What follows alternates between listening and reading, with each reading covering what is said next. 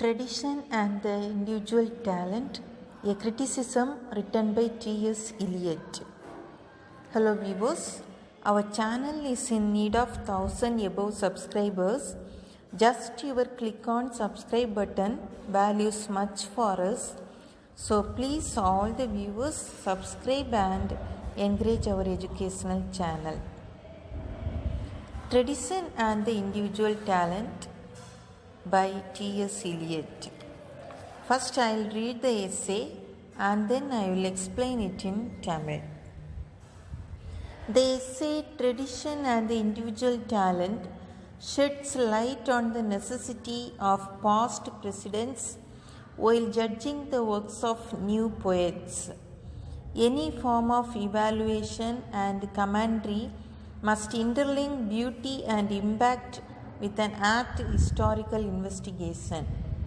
Eliot asserts the need to examine the classics when observing the poetry of the new age. He posits that mere aesthetic do not constitute a fit analysis of a work until it is juxtaposed with the rich heritage of earlier poets and writers. Eliot defends the role of traditional text on the grooming and shaping of the individual talents of aspiring poets. He discourages the gross valorization of the notions of unconventional and unaffected talents of the New Age poetry. He proffers an inherently paradoxical sense of poetry which confluences the quality of being timeless with the concept of symbiosis between tradition with contemporaneity. Tradition and the individual talent என்பது பழங்கால பாரம்பரிய படைப்புகளின் மூலம் புதிய படைப்புகளை ஒப்பிட்டு பார்ப்பதை பற்றி கூறியுள்ளார் T.S. Eliot. நவீன காலத்தின் படைப்புகளை ஆராயும் போது கிளாசிக்கல் ரைட்டர்ஸின் படைப்புகளோடு ஒப்பிட்டே அதனை மதிப்பிட முடியும்.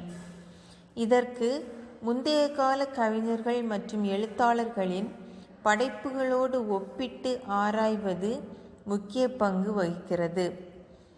நவீன காலத்தின் புதிய எழுத்தாளர்களின் புதிய படைப்புகளை பழங்கால படைப்புகளோடு ஒப்பிட்டு ஆராயும் போது புதிய எழுத்தாளர்களின் ஒப்பிட முடியாத பல திறமைகள் மறைந்து போக காரணமாக அமைகிறது என கூறுகிறார் T.S. Eliot.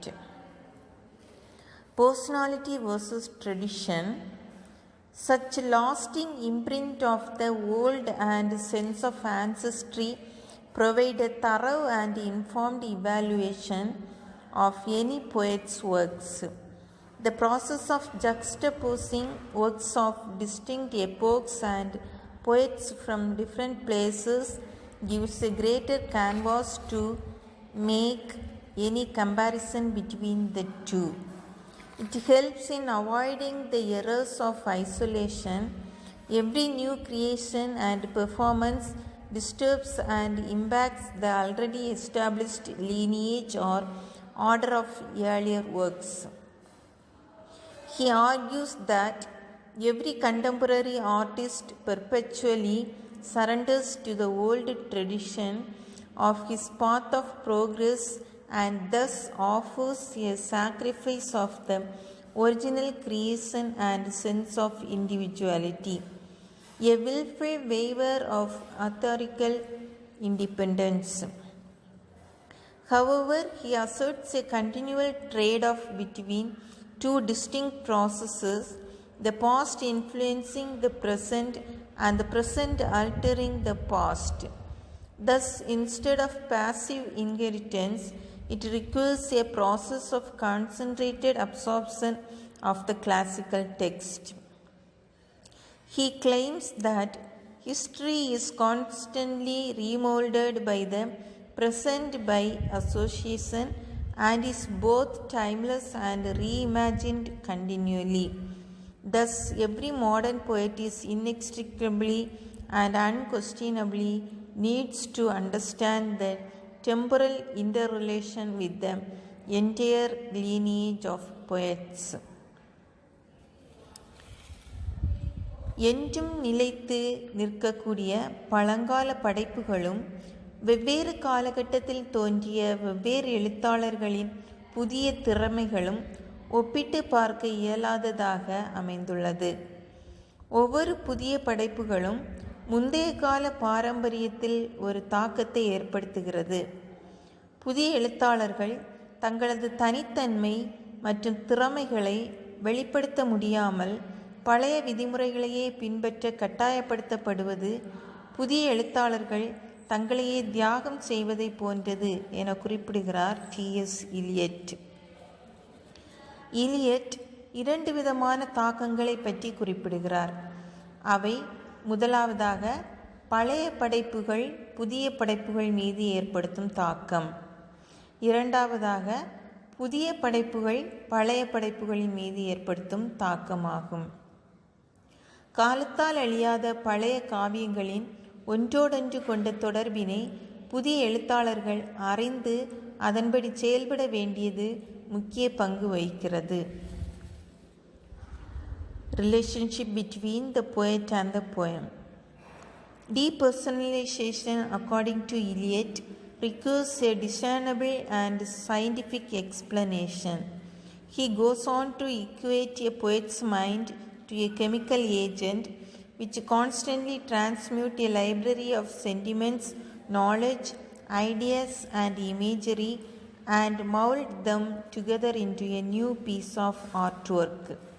Such agent helps in the formation of a new compound when two already tabled compounds are mixed together but itself remains unaffected.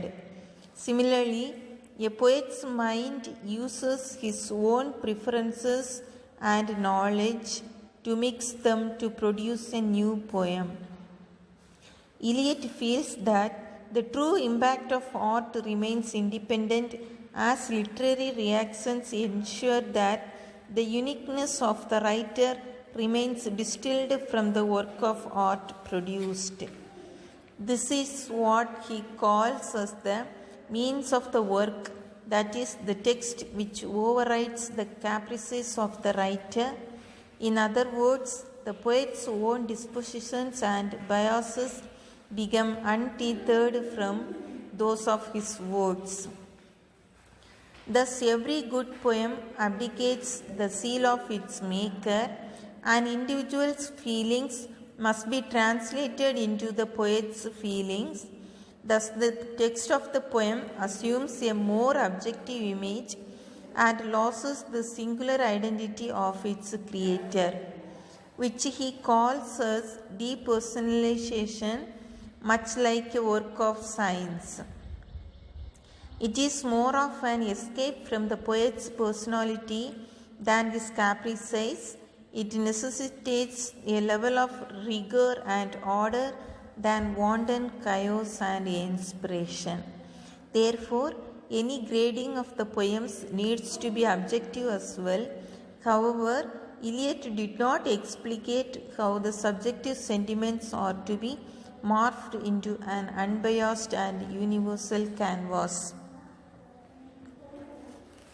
புதிய எழுத்தாளர்கள் தங்கள் தனித்தன்மையை வெளிப்படுத்தும் போது அறிவியல் சார்ந்த உண்மைகளை அது கொண்டிருப்பதாக அமைய வேண்டும். அவர்கள் பந்தங்கள், அறிவு, கருத்துக்கள், உருவகங்களை பயன்படுத்தி ஒரு புதிய படைப்பை உருவாக்க வேண்டும். வேதியியல் வினை நடைபெறும்போது 2 கலவைகள் சேர்ந்து புதிய கலவையை உருவாக்குவது போன்று கவிஞர்களின் தனித்தன்மையும் அறிவும் சேர்ந்து ஒரு புதிய கவிதையாக உருவாகிறது. ஒவ்வொரு நல்ல கவிதையும் ஒரு தனிப்பட்ட மனிதனின் உணர்வுகளை கவிஞரின் உணர்வாக கருதி வெளியிடப்பட்டதாக அமைய வேண்டும். அந்த தனிப்பட்ட உணர்வுகள் இந்த உலகத்தால் ஏற்றுக்கொள்ளப்பட்டதாக அமைய வேண்டும் என்று எலியட் கூறியுள்ளார். Hello viewers, I hope all of you understood the lesson.